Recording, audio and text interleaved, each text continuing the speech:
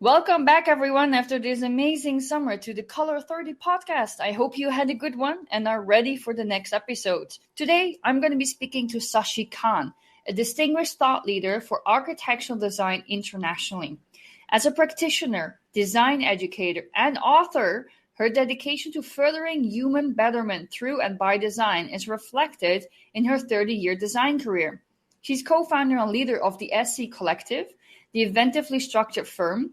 Shashi is also co-founder and president of Globally We Design, an independent design futures think tank through which her ReDesignEd Educators Forum facilitated the Universal Design Education Charter in 2018 and the Johannesburg Declaration in 2019. Shashi has worked for the most prestigious architectural firms around the world. She was also Contract Magazine's US Designer of the Year in 2004. She was granted the Golden Seed Architectural Master Award of China in 2012 and appointed JDP Design Ambassador to Japan in 2013. And this is just a few of the awards and accolades for her design projects and design leaderships across the world. She has countless published writings, but on her book, Rethinking Design and Interiors, Human Beings in the Built Environment has been translated into multiple languages. Good morning, Shashi Caan. How are you today? And welcome to the Color Authority. Hello, Judith. I am amazingly well. Thank you so much.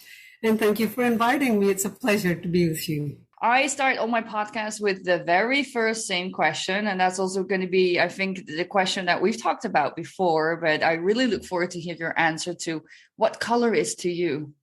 Oh my goodness.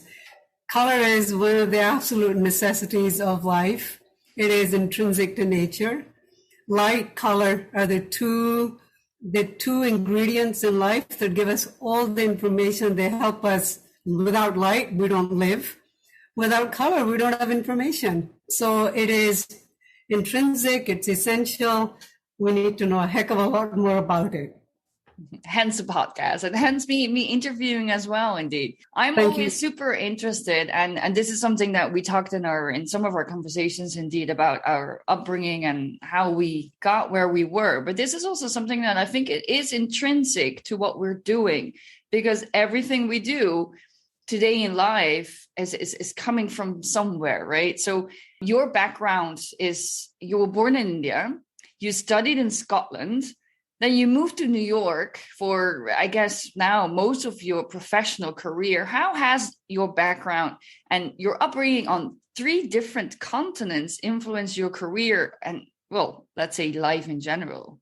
My goodness, that's a big question. So I've spent half of my life, or maybe 55% of my life in New York now. And I love New York.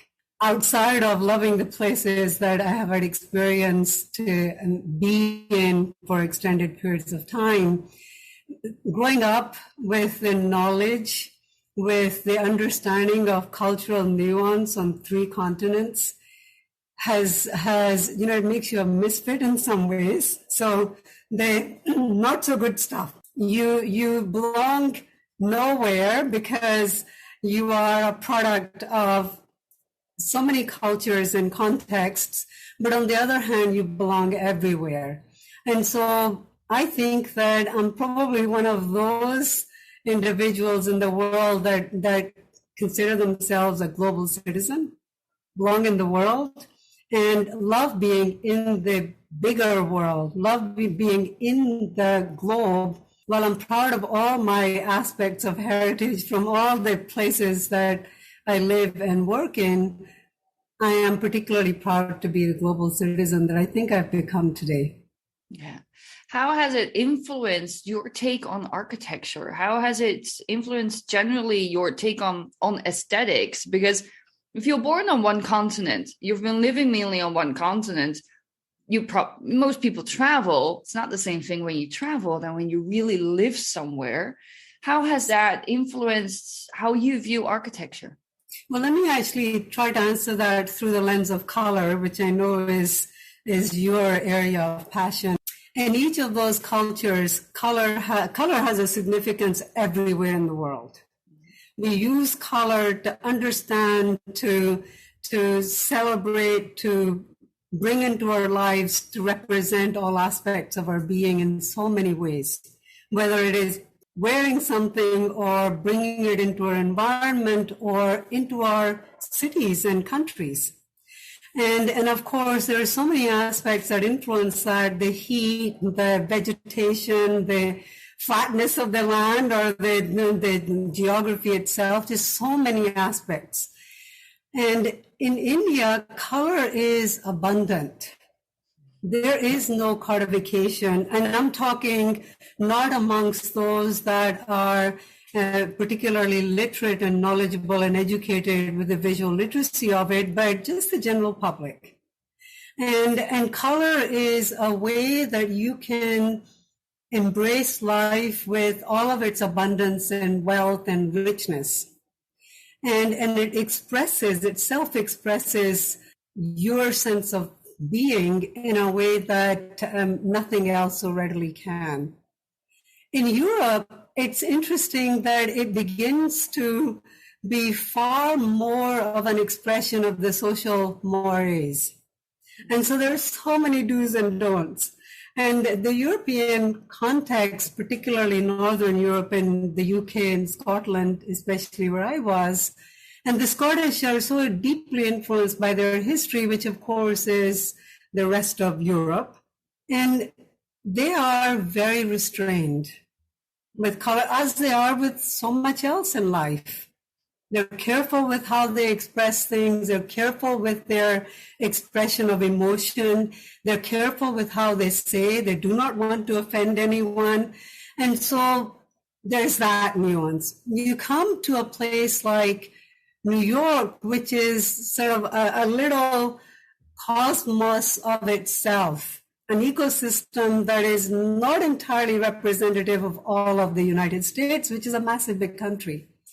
And yet the core cultural nuance of the United States that hinges on personal freedoms and independence is one where I think maybe what appeals to me so much about being here is that you don't pay attention to what has to be, what is dictated by fashion as the style of the moment, therefore the color of the moment, therefore the shapes or the architecture of the moment.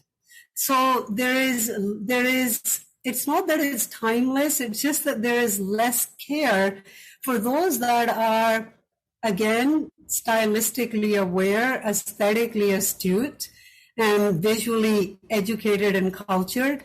They're very keen observations, and that's a slice of society that's perhaps more rarefied. But in America, there is a different, anything goes. But still, color is something that is, it's still a lot more conservative. We are codified probably differently. So in Europe, I find that there is attention to detail and sometimes too much detailing. And so for me, it's been an interesting sort of looking at this and thinking about, well, then what does all of this mean? And if color is representative of its context in such a strong way, where temperature, geology, what is available, what isn't, light are all influencing your choices, then how do we think about color that is applicable in architecture for the masses? And then you start thinking about color use in architecture, and certainly in all those places, there are particular stylistic trends that are being driven, also contextual, context specific. But you start thinking about color less about preference. It's never about my personal expression. It is always about who am I working with? What are their trigger points? What do they actually need? What is the question at hand? How do we solve it for the most optimal behavioral support using architectural form, and using light and color, which are the two things that shape the architectural form.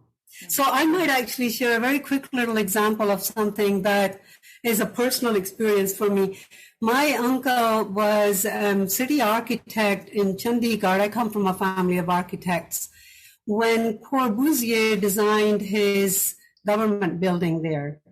And of course, it was an experiment for Mr. Corbusier, and he designed this concrete structure that is touted in the world as being significant as a modern architectural statement. Well, if you go there today and visit the buildings, oh my goodness, the Indians, the natives, have colored every single surface possible with every single color and hue and tone and nuance and value and sometimes even texture, because they have decorated, they put pictures and, it's just... It's cultural for them. Cultural for them, and concrete is not, and concrete probably wasn't the right material to use in Chandigarh. And Mr. Corbusier made a statement, but the natives took it over. And I always wonder about that. I always wonder, what is our responsibility as architects and designers when we use the design elements in order to try to work with local context versus pushing the frontiers of architecture or color or design in a way that really is our particular interest. Yeah, I think that's a very, very good example of obviously one of the most famous architects in the world, but how something can be beautiful, innovative, but put in a wrong context. And especially, even maybe concrete would still have been a good material, but obviously you can easily color concrete. And that's what the locals wanted. That's how they live. That's how they communicate. So they needed color. So maybe it's not even perhaps his vision per se. It was the lack of that abundance in color, what India is so well known for, of course. I wonder what he thought. Or maybe there is a statement somewhere of what he thought when he saw it back, and then looking at it and thinking, what happened here to my building? I have a feeling that in some ways he may be horrified, but he was an artist and a very talented, gifted artist. And the art didn't necessarily, the color aspect of his art didn't necessarily come into architecture, light did. And they experimented this sculptural interplay of light and volume is sort of genius for him. And so what always surprises me is that to this day, we won't show the context as is now being used. We show it in its pure form when it was built, devoid of people, devoid of how it's matured over time. And I suspect that we may have something to learn from looking at that through the use of architecture over decades in this instance. And maybe we would learn something. Maybe architecture could evolve its sensibility for color and form making. But anyway, you asked, what have I learned? These are sort of observations. I have no, I don't have, I can't say that I've got nugget of, well, this is what I think is the best way to do it or what I've learned there. I guess if anything, I've learned that you have to be context people first, then context conscious, and know what it is that you're trying to accomplish as a designer and as an architect. That's also what you're known for. You have dedicated your career to the human betterment through and by design. I think we already a little bit touched upon that right now, but can you explain maybe a little bit more detail what your exact vision is? Betterment, human betterment through design. Well, Judith, you are telling me that I'm known for this. that astonishes me because we don't have marketing, we don't promote.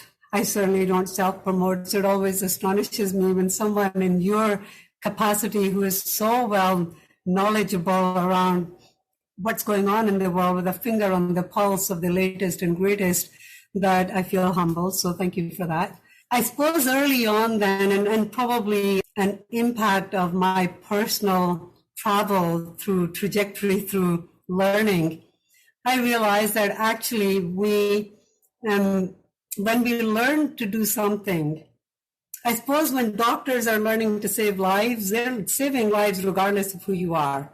That's a given in that profession. And for the passionate doctor, we see this. For the passionate designer, then the architect, for me, when I go with my trajectory, so of course it's personal, when I go to my trajectory of understanding, at the core of what we do, the skill that we learn, the talent that we get to employ for a contribution back in the world, which I believe is a responsibility we have if we have any talent at all and we're self-aware with the talent. Well, then for me, it had to do with thinking about not what's the latest kind of architectural statement I could make, or what is an artistic self-expression that would set me apart from all of my peers or my colleagues or the architectural community where I may be recognized or whatever. It always had to do with, but if we're building shelter for people, and in this day and age, we're so fortunate that shelter is abundant in so many ways for us. We're not living in cave days when we had to find this shelter. We can build shelter of almost anything, and we do. The favelas are a form of shelter, and everything in between, to the most extraordinary penthouses and villas and sort of luxury living that we've conceived. So if we have done this as a humanity, then ultimately the charge I've given myself is that using the skill set, the passion that I have, and thinking about what my criteria needed to be to help support the world or contribute it back, I had to seek betterment. And betterment then, when using that ingredient, it allowed me to get away from trend and style and aesthetic preference in general. It simply said, well then, if my client, and I work not with individuals, now that's a very small experience of my career. I work with very large teams, very large projects affecting lots of people. And so when you do that, you understand what that design brief is based on, well, what is it that we need to do? Why do we even need to do this? The world doesn't need another new retrofit or a new building. Why are we doing it? Is it to expand in some way, which is almost always the case? Also, almost always the case is to fix past problems. And so when you combine those things, you understand the design brief, then for me, it becomes much easier to say, well, I am bringing my artistic abilities, but I am solving world problems, and the world problems need to be resolved with this criteria that says it is for betterment, or it is, whether the client wants to improve productivity, they want business to flourish better, which ultimately affects the economy in the city, in the country, whatever, or it is just specifically to say, well, each individual should be super comfortable in their environment, work environment, in their ability to learn or rest and relax. All of those kinds of considerations. And for me, the synthesis of it is okay, this is my criteria. Improve human behavior through and use of aspects of design. And that's where, for me, actually, the passion for color has been very dominant. I know less about light. We know that the natural light, daylight, gives us the fullest spectrum. It is the most satisfying, the most healing. And then there are the geniuses who have given us artificial light, and we can extend all activities for ourselves through the use of this around the clock. But for me, the nuance of color, that is infinitely more complex. Do you use color to make betterments as you do human betterment in your work? How does color apply to that? Always.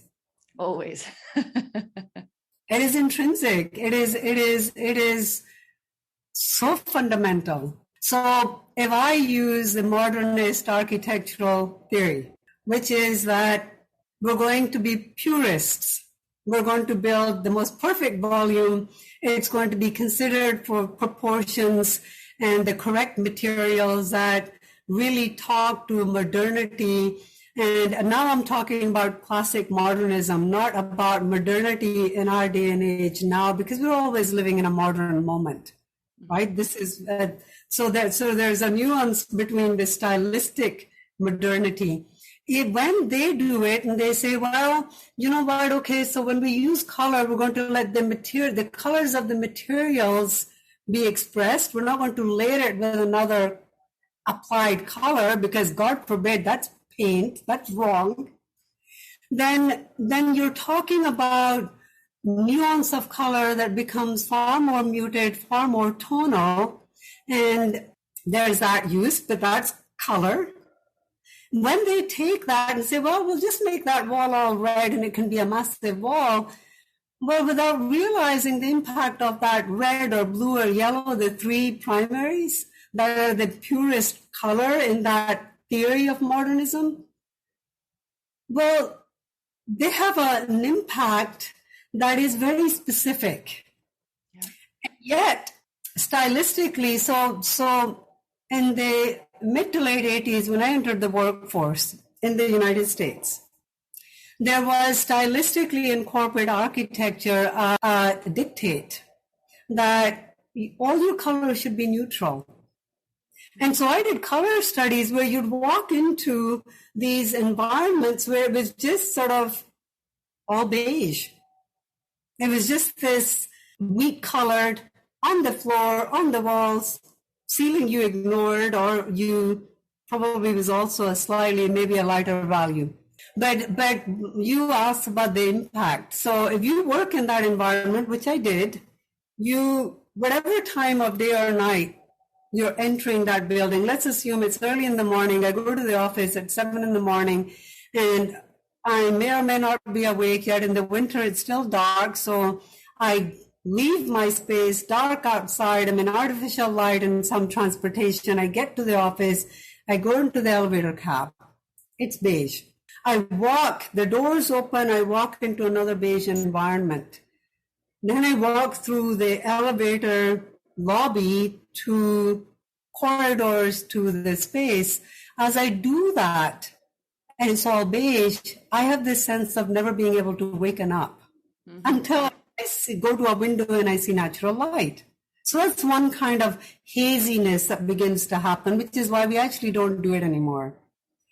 But then the opposite of that is also true, that when it gets so I find that these days, and sometimes in Europe, when the architecture is designed with a level of dynamism, angular spaces or angular environments, geometrically interesting but somewhat disconnected, and you color those surfaces with all kinds of brighter hues, it just adds to a different level of chaos and disorientation.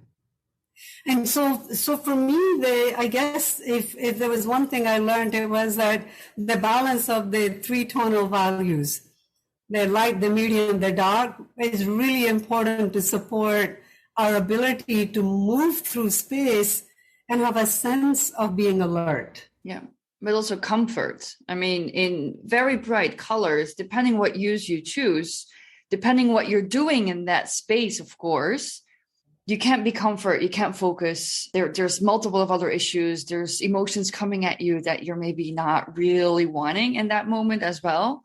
So it is true that how color although some people tend to use the neutrals to avoid these issues, still picking out the right color for a certain space can really, really enhance how we as humans behave and feel. Well, you're so right. I avoid the word comfort, and I avoid it because it is so complex. It's as big as the word color. And so I do talk to some of the nuances that, well, ultimately we seek to be in charge of our environment. We seek to be alert. We want to make our choices, our decisions. We want to be able to move through our days with environments that support all of our activities and allow us to feel most full or most the best we can be. And so for me to do that, then it is being very, very, very conscious, as you say, with color choice. And it isn't necessarily using tonal values, not using bright colors. It is, though, about balancing the tonalities in a way that is really supportive. Yeah. That ultimately then allows us to be the king of our castle, to be able to do what we need to do, and which, of course, is, as you say, comfort-inducing. Yeah. You have many initiatives. I mean, you're a very busy woman. When I look at your bio, I'm like, how does she even have time to talk to me? But okay. Globally, We Design is one of your initiatives, and it really encompasses how you can obtain new design visions and aesthetics. How does this come to work, really? Because new design visions, new design aesthetics, it's a constant evolution, right? So how do you get to these new visions? Juliet, I want to say, though, that I find the time to do what I do because I don't deal with normal life as well. So I don't have children. I do spend time with family, extended family a lot, but it's judicious how I do that. So these are my children. These are my contributions back to the world. And therefore, this is very fulfilling for me. And Globally We Design is an idea that evolves out of a cumulative build-up. When I work with the big firms, I've only worked with 3 major American architectural firms, but pretty significant firms who have impacted life across the planet. I learned the nuts and bolts through application, project after project, observation, learning about people, just a lot of experience got accrued. Along with the teaching, I've always had a foot in education. Then when I left that to start the collective, it was the first time that I actually left a job with some kind of personal goal. And the goal was that I felt that in the practice, with the pressures, the day-to-day pressures of project delivery, satisfying clients, with diminished budgets, with diminished timelines, with a larger expectation from creators, but zero time to actually focus on creativity itself, that we were doing disservice. We were no longer walking the talk of being at that cutting edge of design. And I have to qualify that cutting edge of design for me is not being stylistically future forward. Okay. So I don't have to be a Zaha Hadid or a Frank Gehry or a Laura Ashley, if that's kind of what you're into. For me, that none of that matters. Or Steve McQueen. I don't have to be edgy. I just have to be relevant with new knowledge, with an understanding of what's going on in the world. And at that time, there was an awful lot of talk about collaboration.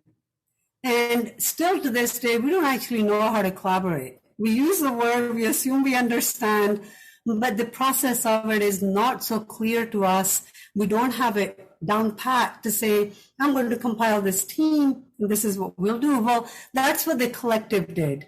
So we started the collective, we called it the SC Collective in order to use a word that was bigger than just, or make it more than just an adjective out of the dictionary. And we were amongst one of the first few to use that methodology for design. Now there are a gazillion collectives. I don't know that we really pushed the envelope on identifying the process for collaboration, or that we have really shaped an improved world through that. But certainly there are lots of efforts where people come together and they work. Globally, we design as the next iteration of that. So it evolves because we know that, and actually it was conceived before the pandemic, but the pandemic sealed the deal for us. And it demonstrated for us some of the broken systems and our challenges. One of which was that we actually live in a borderless world. Today, when we're all concerned with inflation in our economy, and we're concerned with it in whatever country, Italy and the United States, wherever we are, the realization we have is that actually it's a world economy. The inflation managed in America is affecting the rest of the world. So we live and of course the COVID virus itself was so borderless that we realize that being global is essential. Redesign is collaboration. Design, of course, is fundamental to this. And it was born for us to rethink all of our processes. How do we do what we do? Are the processes still applicable today, knowing full well that our systems have changed, our ability to deliver has changed, our ways in which we talk to each other has changed, world demographics have changed. We have a 20-year window in which the analog and the digital have to become enmeshed. Right now, there's a generation gap. True. How will we address these things? And those are the sort of big, hairy questions globally we design grapples with. And we do it in a very applied way. We want new knowledge now. And we think that by addressing topical questions that come out of world trends, so that those trends, and you use that word very carefully. They're the fashion cycles that are in a 3-month season of fashion itself. That's not what I'm talking about. We know that technology as it advances shapes the evolution of everything in our life. And so we know that we're at a place with technology where evolution-wise, we need to embrace it very differently. We know that industrial processes have changed. We know our economics have changed. We know globally we've changed. We know demographics have changed.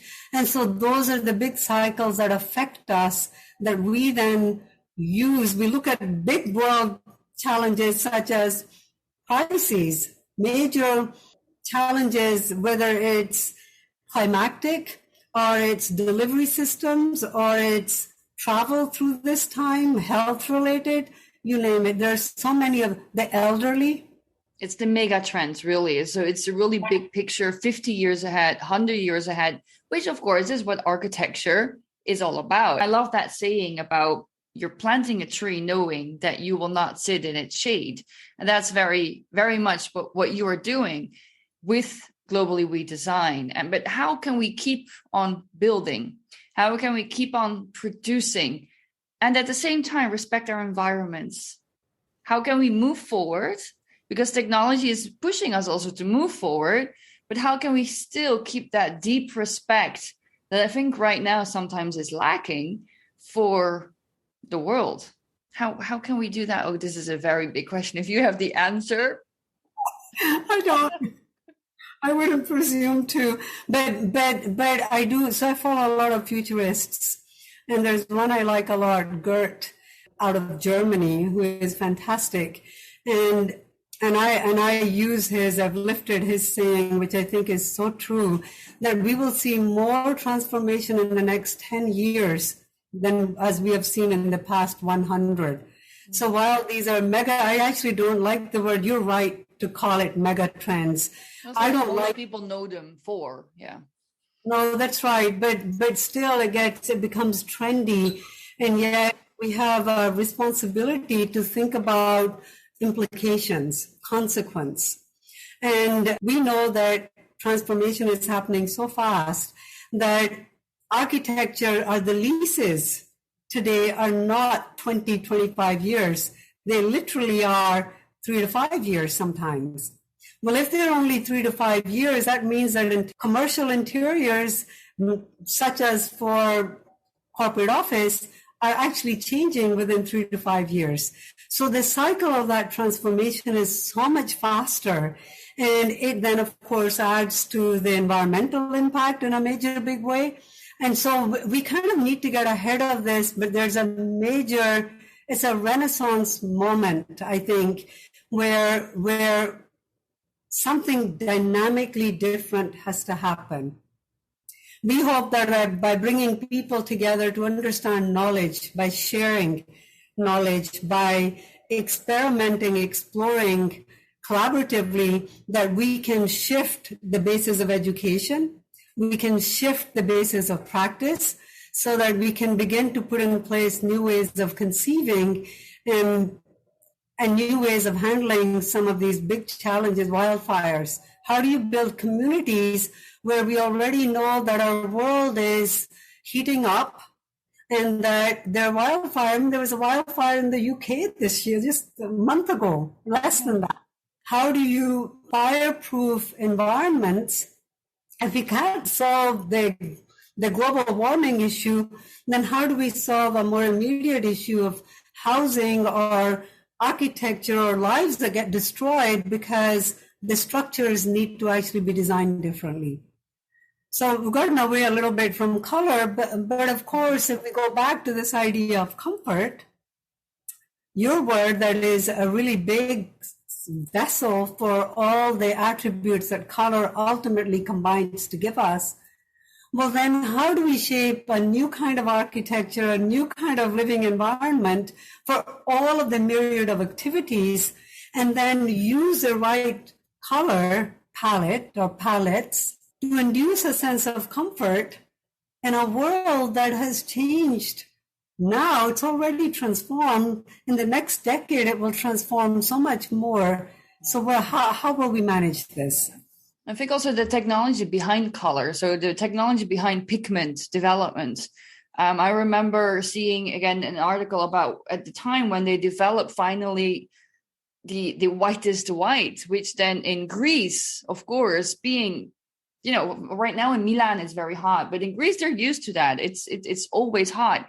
So there's a reason why they paint or their houses obviously in white, because that, again, it helps them in their living conditions very much. So I also wonder, just as a general thought, like how color not only can make us feel better and adapt to our living situations, but also how again, technology, because you mentioned technology before, how that can actually evolve with it to create colors that either adapt to us, but also to the living conditions. You bring a really good example. So white's an interesting one because it's the only color I ever use on ceilings, all ceilings, brilliant white. And the reason to use it is for its reflectivity, but also if you do a lighter tone on the wall, we know that when the plane changes direction, when it goes from horizontal to vertical, the shadow will shift the color. We know that the two planes will meet very differently. Well, what we often are not prepared with are the unintended consequences. So when something gets painted that brilliant white, and the light reflects that back through windows of neighboring buildings, now we have, rather than solve the problem for that one building that we want to remain cooler, we've actually enhanced the problem for all its neighbors, because the light now reflecting back is going through their glass, which is accentuating the heat. Now you've got a level of light and heat that is being impacted. That's true for materials too. The Frank Gehry building that he just did in LA, that is of that grayish value. The windows from it are, so the architecture is fragmented in its surface on the outside. The windows from it are reflecting the sunlight at angles nobody expected. And it is causing glare and heat and a level of light that is affecting all the neighborhood community. And those are some of the unintended consequences that we don't think about when it's considered singularly. So we actually model that a lot in our work to try to understand the implication, which, we don't think that color will have that impact. Your example of white in Greece, but clearly it does. And so for me, it's just so important that we understand color. We understand the formal aspects and then the new technologies in a way, as you said, to continue to make improvements. Yeah. Talking about technology, because I know you're also a futurist yourself. When we talked a few weeks back, we also talked about the metaverse, which is a huge topic. But you asked the question that if people would still live in ugly places here too, and it made me laugh because it was a very good point. What do you think that this parallel world can mean for interior designs and architect? So the metaverse is new, and the jury's out. We don't know what will happen to it. We do know that it's a multi-billion-dollar industry already. Mm-hmm. In fact, I heard a fact or someone say that the money spent on gaming today in the world surpasses the money spent on entertainment for movies, for music, for TV. That's the magnitude of so I'm sharing what I heard. It would need to be researched to make sure that's fact, but I heard it from a very reliable source. So then what the reason it comes up for me is that if that is the impact of a new technological advancement that is shaping generations of our next generations to think about life, and a lot of it is in this make-believe, imaginative world of gaming, and it's the perfect place for entertainment and escape, then it's worth saying, well, what's going on here? I live in the future, so I want to understand what that future looks like. I suppose being an architect or designer, that comes with the territory. You have to be at the cutting edge of innovation, otherwise you're not really an architect or a designer. And so, or at least that's my interpretation. And so then when we know that this is, as you said, one of the mega trends, this is happening here and now. And I start doing some research and I look around and I realize that Hollywood, I follow the movie industry, the big major movie industry, Nollywood in Africa, Bollywood in India, which is the second largest, Hollywood, of course, which is the largest. And while we can have whatever cultural opinions we want about it, reality is that those forms of entertainment are going into the psyche of masses across the world. And so when a Hollywood starts to show sci-fi movies such as Ready Player One or Ex Machina, where they're grappling with, yes, it's all entertainment, it's all fun and games, it's, you're going to play this game, you're going to survive it. But on the other hand, what you're seeing in the movie in terms of the built environment, Ready Player One, what you're seeing in that movie is this huge disparity between where they live. They show you these scenes of this sort of cityscape, and they're literally living in slums. You see that, and then you see where they escape to, where they become improved superhumans. Anything goes. There is a democracy to that design. It's not being designed by experts. It's being designed by anyone and everyone. Well, that's a good thing, but what is it doing for us? So it could follow that that's kind of one trajectory where we're headed. And then if that is one possibility of a future for us, then I suppose in our conversation, I was sort of exploring, well, is that really what we want? And right now, when we see the precursor to some of these consequences or the unintended consequences of metaverse and gaming, then what do we need to do now? Metaverse is never going away. We don't know whether that's ever going to be real. We do know that cryptocurrencies exist, that NFTs exist, that there's an entire business world that is already supporting metaverse development. So we know there's a tremendous development going on, a tremendous investment, and therefore we know that we need to look at it and try to impact its trajectory if we possibly can. It's not something that I feel I'm personally not qualified to do, but it is something that we kind of look at as an implication for humanity, human environments and people. And again, coming back to the beginning, Judith, we practice our art. I practice my art in the context of design, which is problem solving, identifying the largest problems, using all the elements of design that I know, the biggest one, light and color and form making, to improve our world, to improve lives. And so in that big equation, then it's thinking about how much should we be paying attention to that, and therefore exploring it with smart colleagues like you. Say, hey, are you guys thinking about it? What's going on in the color world with the metaverse? It's true. It's because it is a place where anything goes. But I do feel that sometimes when everything goes, people freeze up. Because if you can do anything, that means you need to construct stuff from scratch. And that's where designers are needed. That's where architects are needed.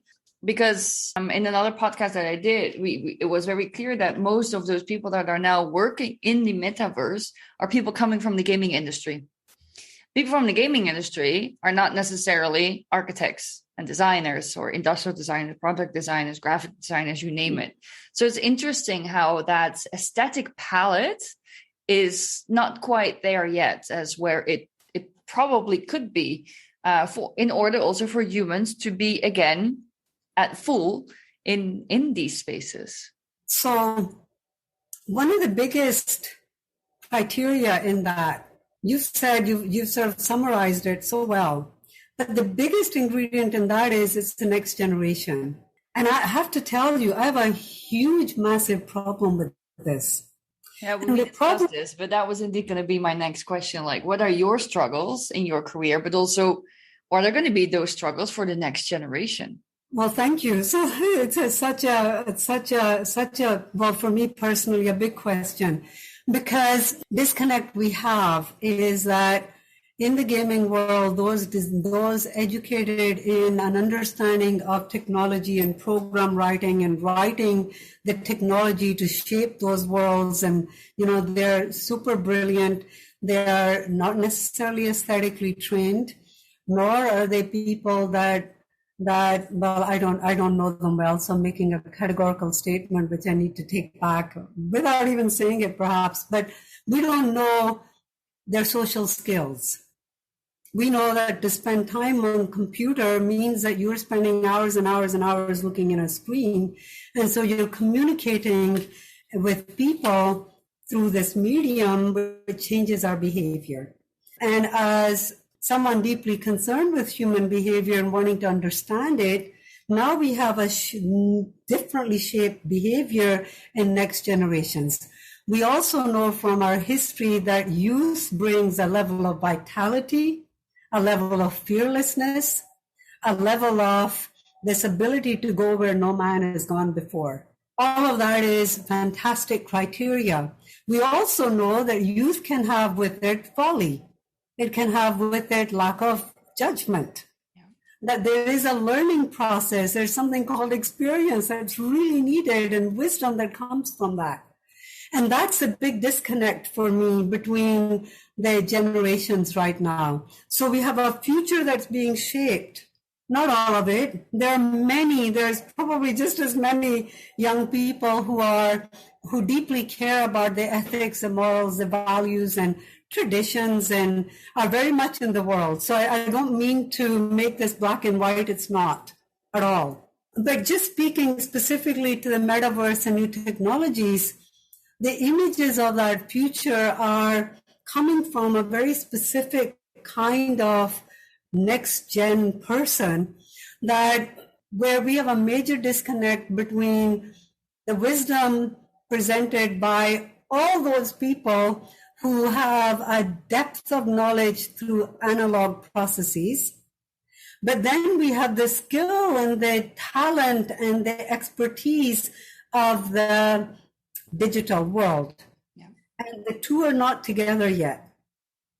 And that's a gulf that, unless we can find a way to work with that and to learn from each other and to begin shaping that, it's problematic. And this is one of the big things that we focus on with Globally Redesign, by connecting with education, fine education institutions from around the world, to grapple with this question that says, well, but then what is architecture, design, and all of so color for me is such a fundamental for all aspects of design. And there is a core foundational knowledge in all aspects of design. So not everybody can design everything. That's a fallacy. I don't care for all those multidisciplinary naysayers. It is not fact that everyone can design everything. You need expertise. But within that expertise, then we need to understand, we need to talk each other's language. And this is where we construct design studios and master classes and forums with educators at Globally Redesign. Right now, we're focused on education in a big way to say, but we need to get to the crux of how do we begin communicating with next generations? How do we put our arms around this kind of knowledge that's here already shaped the world? And then how do we begin to envision the world that we do want? How do we use our imagination in a really responsible way to shape a world that is going to be fantastic for the elderly? Judith, you're expected to live to 110. I hope not. Oh, but you might.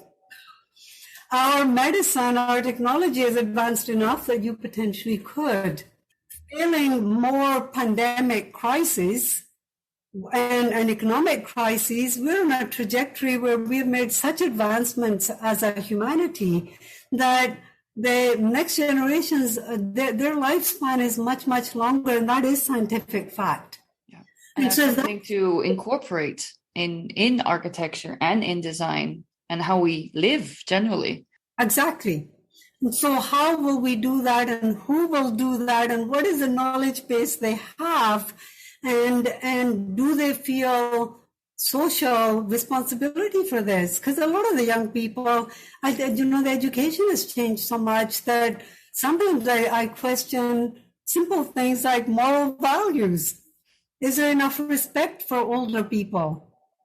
How do we care for them? How do we care for them knowing it's a big segment of our community that we need to value, but do we value them enough? In the Asian cultures, we do. Yeah. So I learned to live with a level of value and a form of respect when addressing an elderly person. But the next generations aren't necessarily doing that, particularly not in the United States, because we're all equal. Yeah. So how do we cultivate this in a social context when my future your future sits in the hands of this next generation or these next generations? That actually is a very beautiful open question. Like, it's almost like a call to action to this podcast, right? To all designers and architects out there and color designers such as myself. How are we going to crack this?